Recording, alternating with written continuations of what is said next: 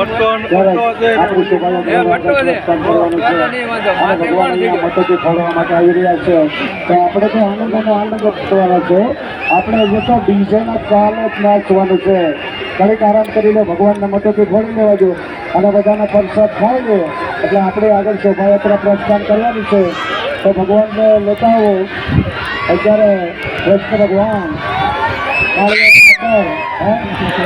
ये नगर लाखों में भाकर कृष्ण भगवान यशोदा ने लाल अपनी समक्ष मथुर की घोड़ों में पधारी રહ્યા છે. તો